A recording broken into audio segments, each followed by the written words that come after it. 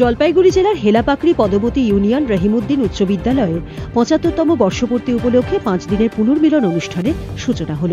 মঙ্গলবার বিদ্যালয় প্রাঙ্গণ থেকে এই উপলক্ষে একটি শোভাযাত্রা বের করা হয়। প্রায় ৫,০০০-এরও বেশি মানুষ এই শোভাযাত্রায় পা মেলান। শোভাযাত্রায় উত্তরবঙ্গের বৈরাতির নৃত্য, পাগলা পীরের নাচ দেখতে বহু মানুষের জমায়েত হয়েছিল। বিদ্যালয়ের বর্তমান থেকে প্রাক্তন শিক্ষক শিক্ষিকারা সকলেই উপস্থিত ছিলেন এদিনের শোভাযাত্রায়। বিদ্যালয়ের ভারপ্রাপ্ত প্রধান শিক্ষক অবিনাশ চন্দ্র রায় জানান, আজ শোভাযাত্রা ও বসে আঁকো প্রতিযোগিতা হলো। আগামীকাল বিশিষ্ট অতিথিরা পুনর্মিলন অনুষ্ঠানের উদ্বোধন করবেন। ২৭ জানুয়ারি অবধি অনুষ্ঠান চলবে। আমাদের স্কুলের প্রতিষ্ঠা দিবস ৭৫তম, যার কর্মসূচি আমরা শুরু করেছিলাম ২০২৩ সালে ২৪শে জানুয়ারি থেকে। আর আজকে ২০২৪ সালে আজকে ২৩শে জানুয়ারি। আজকে পদযাত্রার মধ্য দিয়ে অনুষ্ঠানটি শুরু হচ্ছে এবং এর সমাপ্তি হবে ২৭শে জানুয়ারি। এই ৫ দিন ধরে নানা ধরনের অনুষ্ঠান রয়েছে।